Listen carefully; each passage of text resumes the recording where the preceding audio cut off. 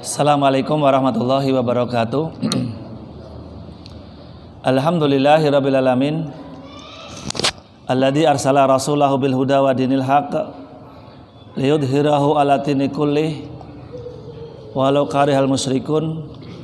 Asyhadu an la ilaha illallah wahdahu la syarikalah wa asyhadu anna Muhammadan abduhu wa rasuluh. Allahumma shalli ala Muhammad wa ala ali Muhammad wa ashabi ajma'in wa man tabi'ahum bi ihsanin ila yaumiddin. Amma ba'd. Ma'asyiral muslimin wal muslimat, jamaah salat maghrib yang semoga senantiasa diberkahi Allah Subhanahu wa taala. Alhamdulillahirabbil alamin. Kita pantas bersyukur kepada Allah tabaraka wa taala atas segala limpahan nikmat dan anugerahnya kepada kita sekalian, sehingga pada malam hari yang mulia ini kita kembali dipertemukan oleh Allah Subhanahu wa taala di tempat yang mulia ini dalam rangka untuk bertafaqquh fiddin, yakni mempelajari agama kita, dinul Islam, yang mudah-mudahan kita berharap ini merupakan salah satu indikasi kebaikan yang Allah kehendaki kepada kita semua. Karena di antara salah satu kebaikan yang Allah kehendaki kepada kita adalah ketika kita senantiasa disibukkan dengan perkara ilmu. Sebagaimana sabda Nabi Muhammad sallallahu alaihi wasallam, "Man yuridillahu bihi khairan yufaqihu fiddin." Siapa yang dikehendaki oleh Allah kebaikan, maka dia akan dipahamkan tentang perkara agamanya. Dan di antara perkara yang bisa mengantarkan seorang itu paham terhadap agamanya adalah dengan senantiasa duduk di majelis ilmu. Mudah-mudahan Allah senantiasa membimbing kita untuk senantiasa istiqomah di atas jalan ilmu. Amin. Kemudian salawat dan salam semoga senantiasa tercurahkan kepada junjungan Nabi besar kita Nabi Muhammad sallallahu alaihi wasallam beserta seluruh keluarganya, para sahabatnya, dan seluruh pengikutnya hingga akhir zaman, yang menjadikan beliau sebagai uswatun hasanah, suri tauladan dalam mengarungi kehidupan dunia hingga datangnya hari kiamat. Taib, ma'asyiral muslimin wal muslimat rahimani wa rahimakumullah. Sekedar untuk mengisi kekosongan, insyaallah di sini kita bacakan satu pembahasan dari kitab Sharhul Mumti, Syarah kitab Zadul Mustaqni karya Imam Syekh Utsaimin, pembahasan terkait dengan fikih, yakni bab Kitabul Janaiz, kitab yang menerangkan tentang keadaan jenazah. Yakni bab yang pertama, yakni tentang ketika seorang itu menghadapi seorang yang akan sakaratul maut, akan meninggal. Disebutkan di sini matan daripada kitab Zadul Mustaqni, yakni wa idza nuzila bihi sunnata ahadu bala halqihi bima'in aw sarabin. Apabila seorang itu akan turun kepadanya malakul maut, yakni malaikat maut, artinya dia sedang menghadapi sakaratul maut, maka hendaknya kita mendampingi orang yang akan meninggal tersebut. Ta'ahad, ta'ahad itu mendampingi, mengawasi. Terlebih ketika dia itu saudara kita atau orang tua kita atau orang-orang yang kita cintai, maka di sini apa? Anjuran untuk mendampingi. Karena ini merupakan keadaan terakhir ya, seorang hamba. Sangat menentukan ya, keadaan terakhir ini sangat menentukan apakah seorang itu nanti meninggal dalam keadaan kebaikan atau tidak. Ini pada saat terakhir seperti ini, maka butuh didampingi. Kenapa? Karena ternyata syaitan pun juga bermain, senantiasa menggoda dan menggelincirkan manusia sampai detik-detik menjelang akhir hayatnya. Bahkan sampai sekelas Imam Ahmad ya, rahimahullah taala, beliau senantiasa digoda, digelincirkan oleh syaitan ketika menjelang sakaratul maut.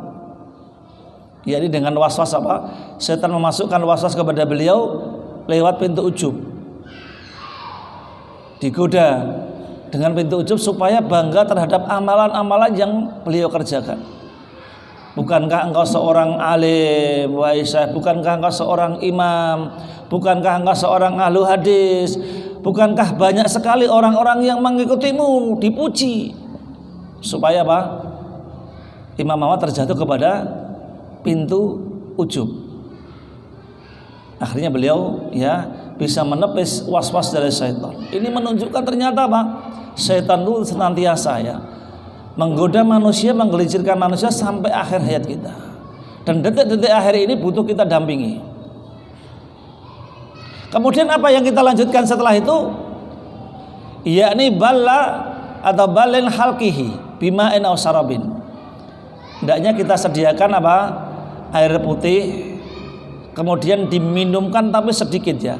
Bali halqi itu untuk sekedar apa? Membasahi kerongkongannya saja. Bukan diminumkan dengan apa? Banyak. Karena dalam keadaan seorang sakaratul maut itu kadang dia tidak mau yang namanya makan minum, tapi diminumkan sedikit supaya apa? Disebutkan oleh Syekh Utsaimin di sini, wa dzalika min ajli an yusahhila alaihi natqu bisahadah, agar seorang yang dalam keadaan sakaratul maut itu bisa mengucapkan kalimat syahadat, maka diminumi ya sedikit supaya apa? Kerongkongannya terbahasa dengan air. Ini termasuk fikih ya, ketika kita menghadapi seorang dalam keadaan seperti ini, siapkan air putih. Kemudian tidak kalah penting yakni dia apa? Wa talqinuhu la ilaha illallah marrah. Sambil ditalkin. Ya, ditalkin dengan kalimat la ilaha illallah. Banyak nanti dalil yang menunjukkan demikian. Ya, Nabi sallallahu alaihi wasallam pernah mengatakan apa?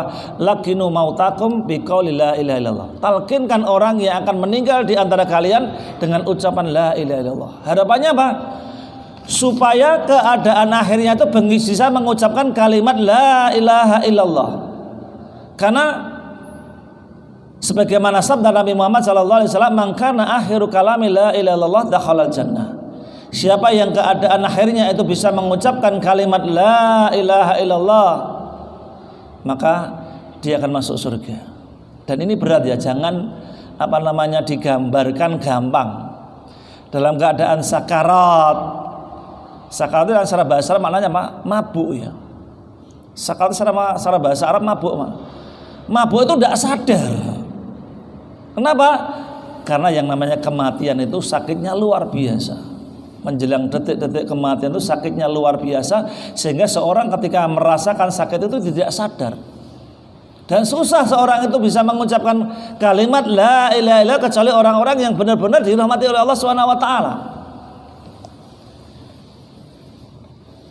Dan talqin di sini jelaskan beliau nanti ada bentuk dua keadaan. Bisa dalam bentuk perintah.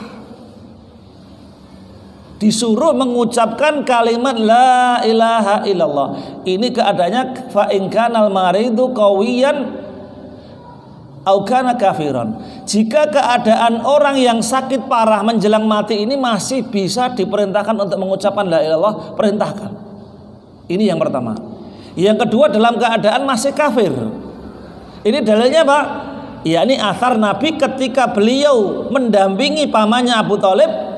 Beliau mengatakan, ya ammi qul la ilaha illallah. Diperintahkan. Kenapa? Karena paman beliau masih kafir. Maka ketika seorang mentalkan la ilaha illallah itu ada dua keadaan. Yang pertama dengan bentuk perintah.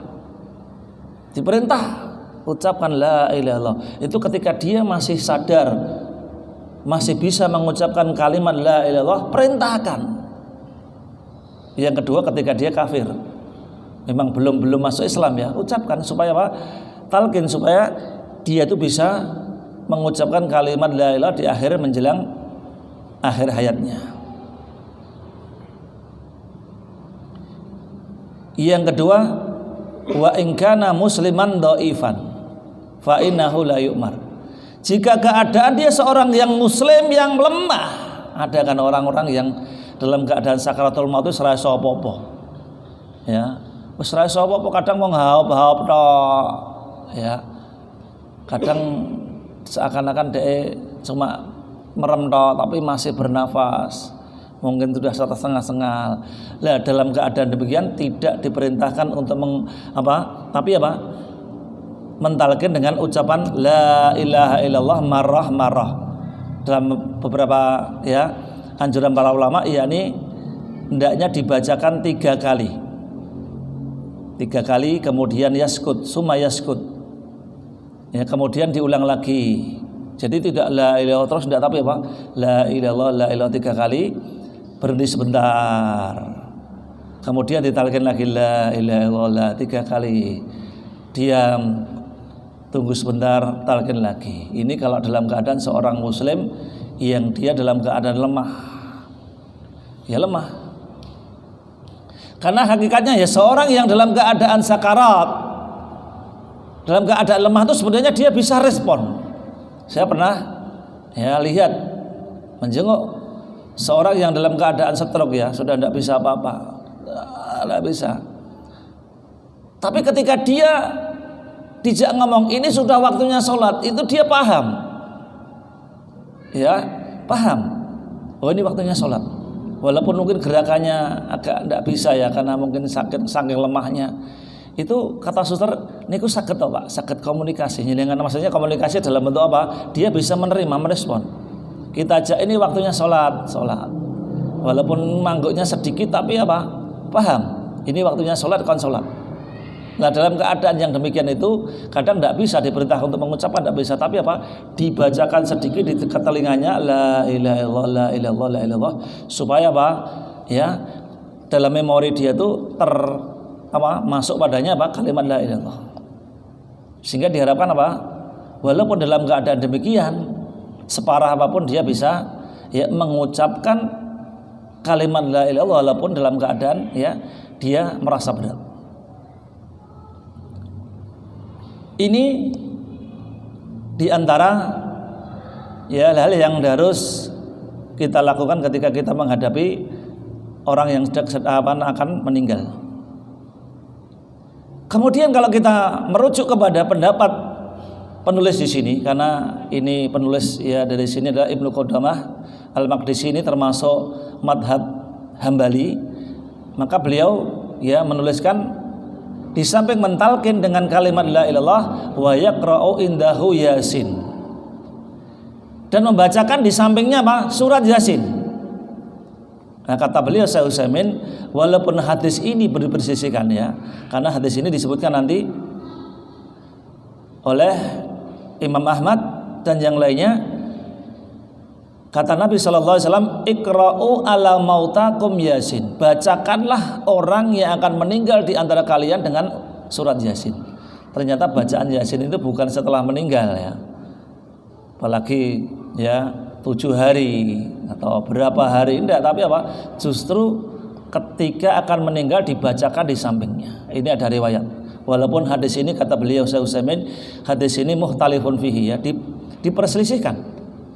Tapi kalau kita menguatkan pendapat penulis di sini, maka ini tidak mengapa. Jadi dibiasakan surat Yasin. Wa qad dzakara ba'dul ulama anna min faidati qiraati Yasin tashil khurujir ruh. Ini sebagian para ulama menjelaskan, di antara faedah membacakan surat Yasin di sisi orang yang akan meninggal itu tashil khurujil ruh, untuk mempermudah keluarnya roh. Masya Allah Ini diantara keutamaan daripada membacakan surat Yasin bagi orang yang meninggal, akan dibacakan terus di sampingnya. Ini supaya rohnya itu cepat keluar.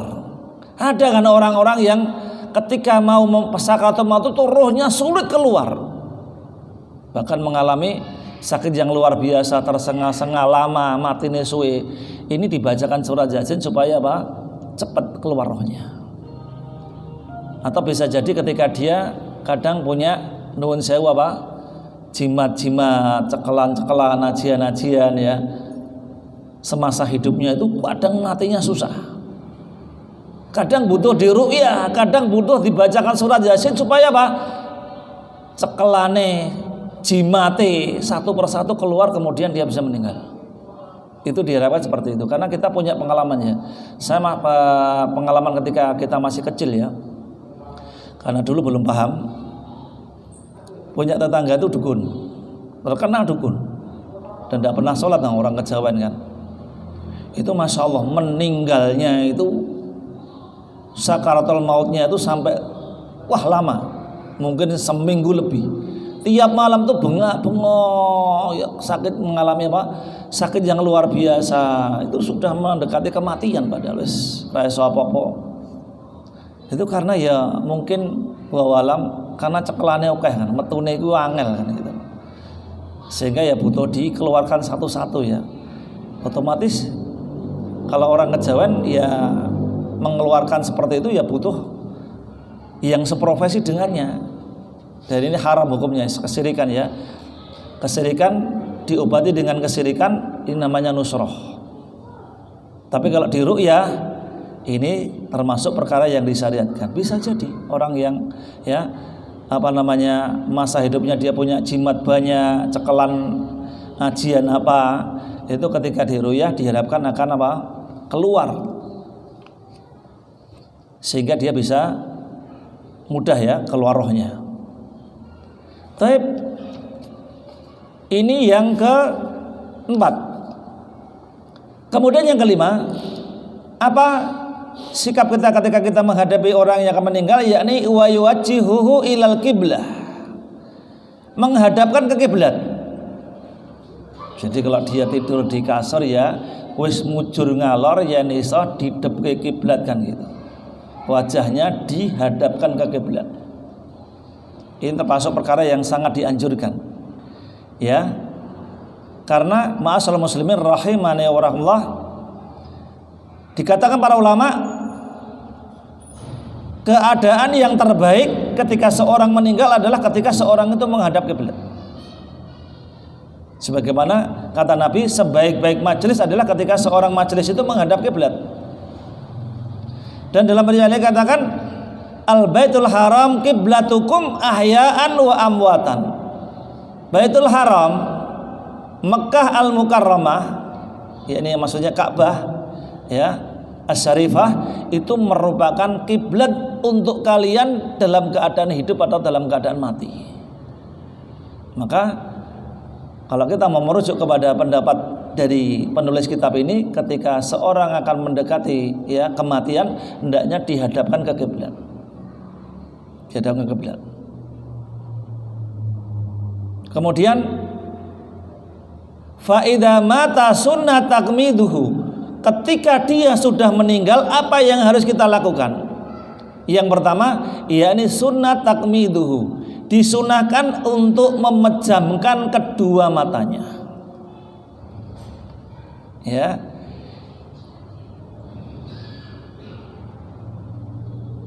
Disunahkan apa? Untuk memejamkan kedua matanya. Dan ini ada dua dalil, kata Syekh Utsaimin. Dalil athari wa dalil nadhari. Dalil athari itu ada contoh dari Nabi ataupun para sahabat. Adapun dalil nadhari itu kan dipandang memiliki kemaslahatan. Maka disunahkan apa? Untuk ketika seorang itu sudah jelas-jelas meninggal, maka sikap kita yang pertama hendaknya apa? Memejamkan kedua matanya. Karena seorang yang meninggal, kata Nabi ya, innar ruh idza qabida tabi'ul basar. Karena seorang yang meninggal, rohnya itu ketika dijabut, maka pandangannya itu senantiasa melihat kepada rohnya. Maka tidak ada ke orang meninggal itu langsung mata-matanya memejamkan mata, tidak. Mesti dalam keadaan apa? Melihat, menatap roh ketika dijabut tersebut. Ini kata Nabi. Maka orang yang meninggal itu mesti dalam keadaan matanya terbuka. Matanya apa? Terbuka.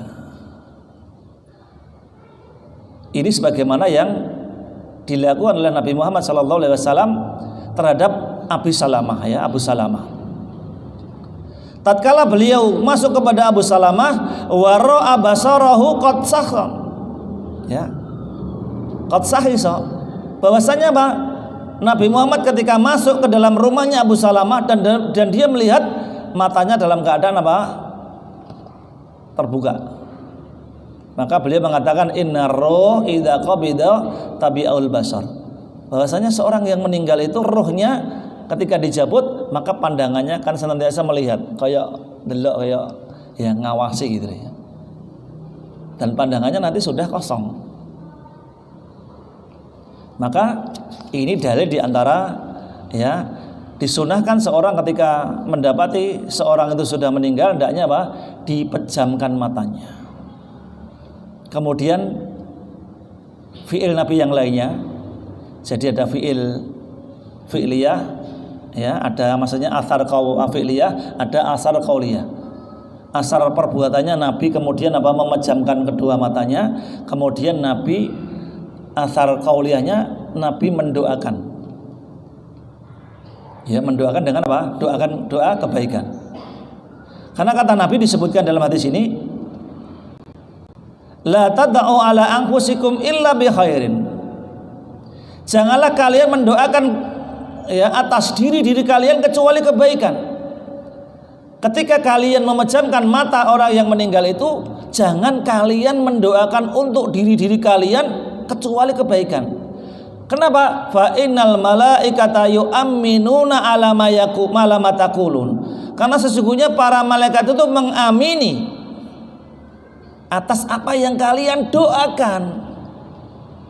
Maka kalau kita ya menemui seorang yang meninggal dalam keadaan matanya terbuka, kita pejamkan matanya kemudian kita doakan.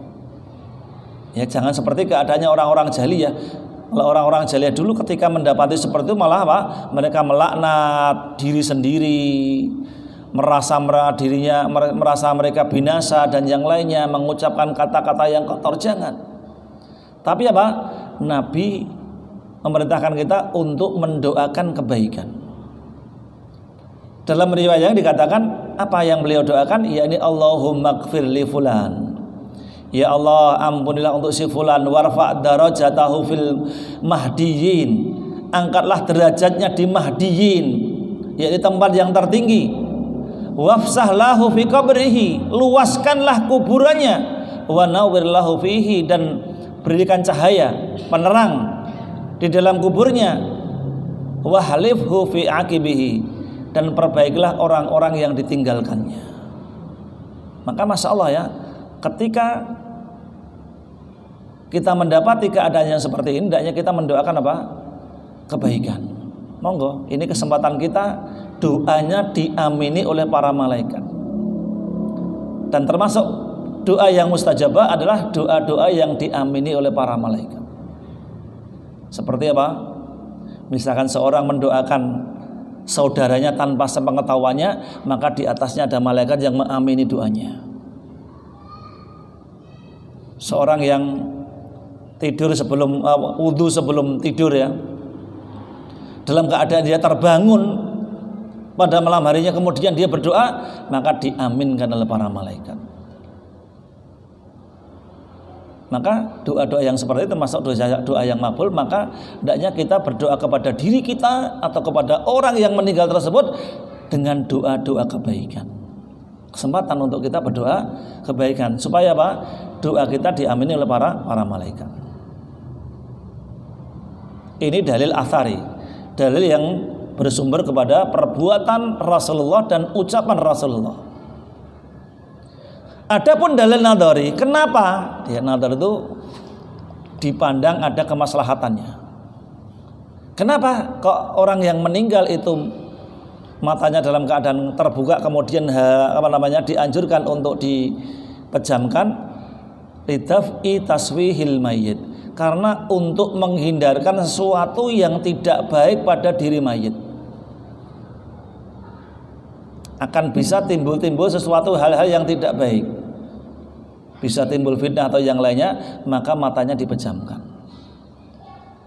Ya, yang nuwun sewu ya, kalau mayat mripate menteleng itu kan jadi medeni.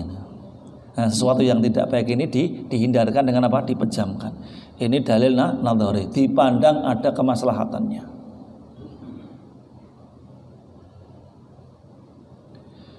Kemudian setelah itu apa yang dilakukan? Wasatu lihyatihi wa talyinu mafasilihi. Saddu lihyah itu apa? Yakni mengikat rahang dengan tali atau yang lainnya supaya mulutnya tidak terbuka. Jadi kalau kita sudah mendapatkan orang itu benar-benar meninggal, kemudian matanya kita pejamkan, biasanya kalau masih masih baru itu bisa ya dipejamkan, itu nanti bisa. Kemudian nanti setelah itu apa? Diikat rahangnya dengan tali supaya mulutnya itu tidak terbuka. Gue juga bacot kaku melawah itu wangel. Ya. Dan ini nanti tidak ada dalil athar dari Rasulullah, tapi ada dalil nadhar. Dalil nadhar itu apa? Dipandang ada kemaslahatannya. Sekali lagi untuk tarutasfihil mayit, untuk menghindari sesuatu yang tidak baik pada diri si mayit. Bahkan hal seperti ini kalau kita tidak hati-hati bisa timbul fitnah. Ya, menyepelekan hal ini, wes ngerti wong mati, tekne wae dalam keadaan mungkin ya mulutnya terbuka lebar, wes engko wae ditekne, ndak ditaleni segera ya dengan tali, ya ini nanti bisa timbul fitnah. Kata beliau, bisa jadi nanti ya ada hewan-hewan atau serangga-serangga yang masuk pada mulut tersebut, sehingga bisa timbul fitnah. Lah ya lali ditaleni ya, lebon coro atau kelabang itu mah didusi, wah waget. Wah apa duwe cekelan apa ya kok ngerti-ngerti kok nglangkeme cangkeme ya dari mulutnya itu bisa keluar kelabang. Wah, timbul fitnah. Ini diantara ya kemaslahatan dari si mayat ketika meninggal itu segera saja diikat rahangnya. Dan ini untuk menjaga kehormatan daripada si mayit. Ya, maslahat yang kedua apa? Untuk menjaga kehormatan daripada si mayit. Maslahatnya seperti itu. Sehingga ya mayatnya itu ketika dilihat ya demes gitu ya. Dalam keadaan terpejam matanya, mulutnya itu mingkem itu apik gitu loh. Orang melowoh gitu kan ketok piye gitu loh.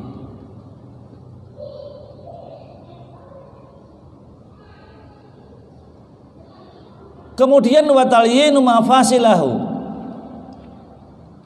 yakni dilenturkan sendi-sendi tulangnya atau kakinya atau tangannya. Ini juga tidak ada dalil athar ya dari Nabi ataupun para sahabat, tapi dalil nadharinya ada. Yakni apa? Kemaslahatannya ketika ya seorang yang meninggal, baru pertama meninggal, itu hendaknya segera saja dilenturkan sendi-sendi tulangnya ya dengan ditekuk pelan-pelan supaya mudah nanti dalam memandikannya. Dia ora terlanjur kaku kan gitu. Biar apa? Tidak terlanjur kaku. Dengan lemah lembut.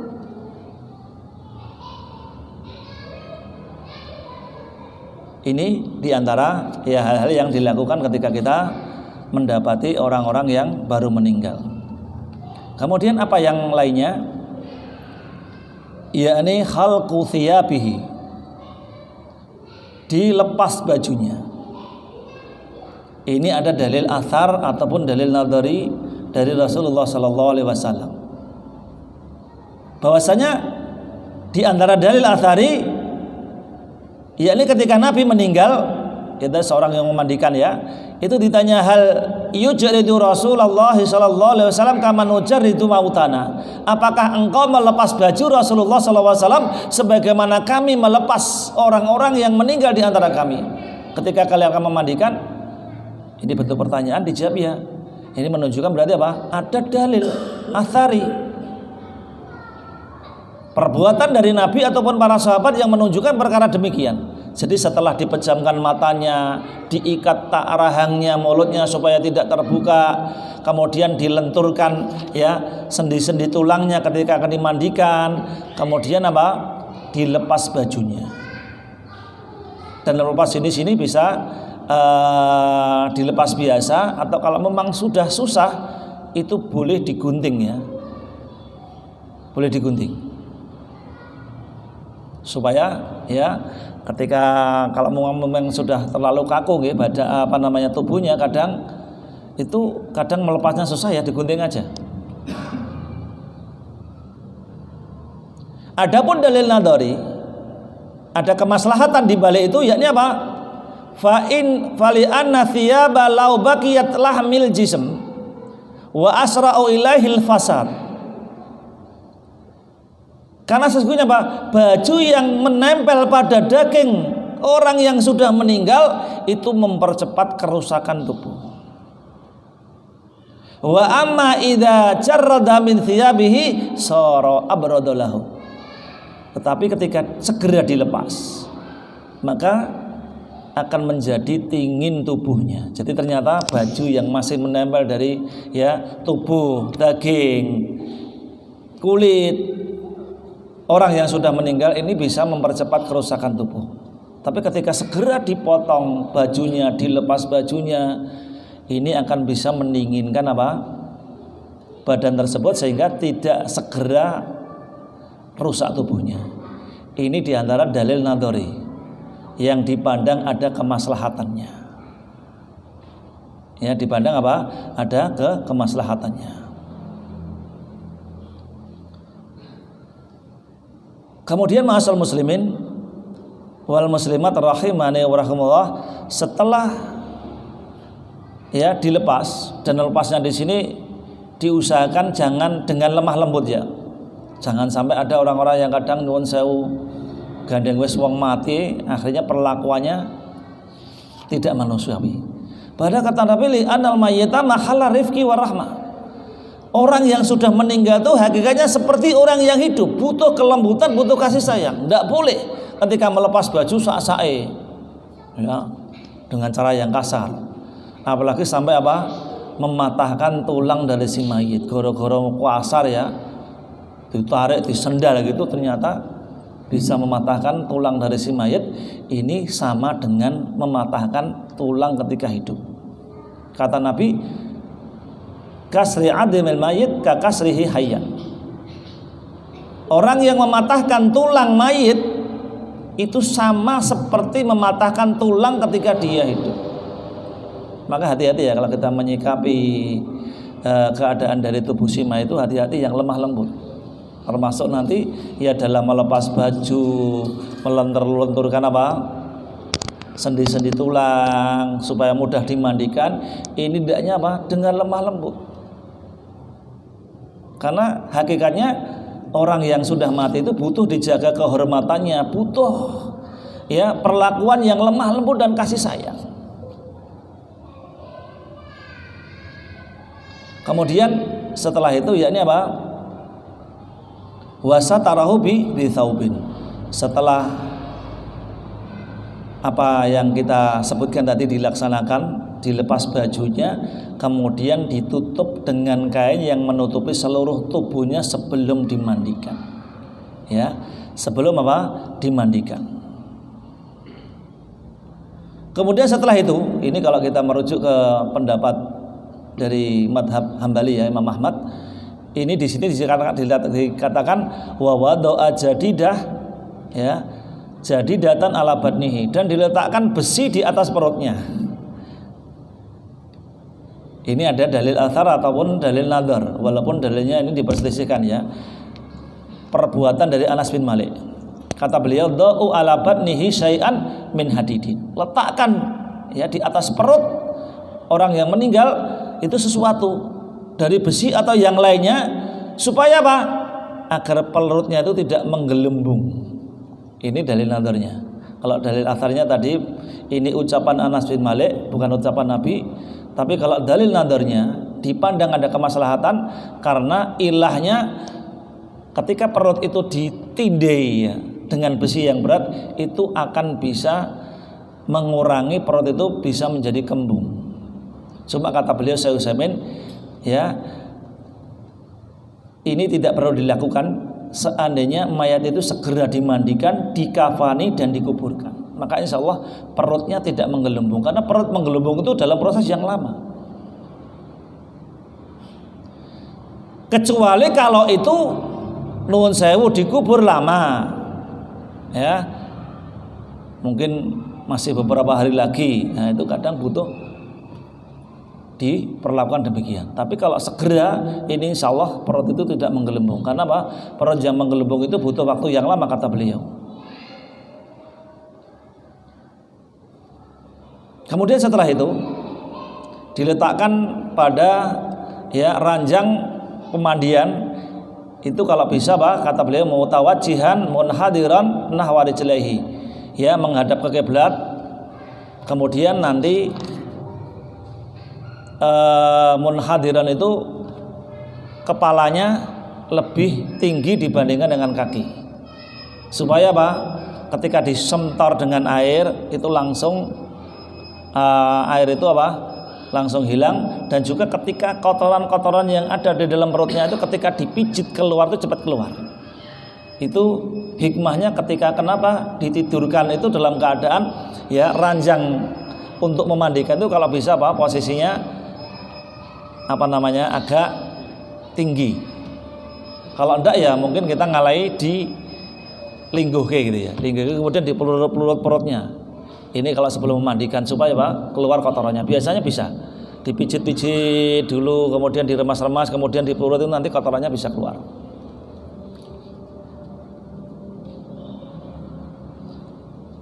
Kemudian segera dirawat untuk dimandikan. Jangan menunggu ya. Wah, Gus yang dosi sapa? Ora nek nunggu tim kok kelurahan tekone kok sore. Waduh, kesuwen ya. Langsung. Kalau kita bisa, ini Masya Allah, kita harus bisa. Ya, fikih-fikih yang seperti ini harus kita ilmui supaya apa? Ketika menghadapi seperti ini langsung, jangan menunggu. Ya pernah kemarin saya kecil tuh gara-gara ngedusi itu kan tanda sedulur yang luar Jawa, Masya Allah, padahal dia itu meninggal dalam keadaan apa? Sakit liver, itu udah kayak ngopo. Kotorannya tuh buah ambunin dan perutnya kan kalau tidak segera dia rusak, nunggu sesuk pun nunggu rusak. Maka kemarin kita inisiatif langsung didesak, ya malam ini kita mandikan. Seandainya keluarga boleh mandikan, alhamdulillah. Ya serasa nunggu keluarga lain sing ngato, ya sudah bismillah mandikan. Wah, penyakit liver petangnya wong lemu susan gudeisan, Masya Allah, begitu dikeluarkan kotorannya wah buas. Itu kalau tidak segera dikeluarkan bisa cepat merusak tubuh daripada mayit. Maka segera aja dimandikan. Kemudian tambahan faedah di sini, in mata ghairu faja'atin. Jika seorang meninggal itu bukan mati yang mendadak. Yang mati mendadak itu ditunggu sih. Hikmahnya apa? Kadang dia pingsan bisa. Ada kadang mati suri. Ada kan mati suri itu. Kadang sering ya kita mendengar mati suri itu aslinya belum mati. Ya memang detaknya ketika itu mati, tapi kadang bisa hidup lagi. Walau itu dari sisi kedokteran gimana. Maka ketika mati mendadak itu tunggu dulu, benar-benar dipastikan meninggal. Makanya ada di sini disebutkan ciri-ciri orang-orang yang benar-benar sudah meninggal. Ya misalkan apa? Matanya itu sudah terbenam. Ya, kedua pelipisnya itu legok, terpisah. Kemudian telapak tangannya juga terpisah. Kendor, ya lengan bawahnya, tulang hastanya kalau sudah seperti itu wajah dingin ya, kulitnya juga putih. Sudah dingin ya. Tidak ada aliran darah, itu sudah meninggal ya tidak apa-apa mandikan. Tapi kalau masih hangat, ijek ya tunggu dulu lah. Apalagi meninggal mendadak, mau mati ini rantai riwayat penyakit kalau dia mati. Bisa jadi nanti dalam ilmu kedokteran ada istilahnya apa? Mati suri. Tapi itu dulu masalah muslimin. Setelah itu nanti kan baru masuk proses yang lainnya itu memandikan, kemudian apa? Mengkafani, mensolatkan dan yang lainnya. Ini pembahasan dari kitab Janaiz. Demikian masalah muslimin. Rahimani wa rahimakumullah. Mudah-mudahan yang sedikit ini bisa menjadi tambahan wawasan keislaman kepada kita sekalian. Kurang lebihnya mohon dimaafkan dan saya bersifat pada Allah Subhanahu wa taala. Subhanakallahumma rabbana wa bihamdika asyhadu an la ilaha illa anta astaghfiruka wa atubu ilaik. Assalamualaikum warahmatullahi wabarakatuh.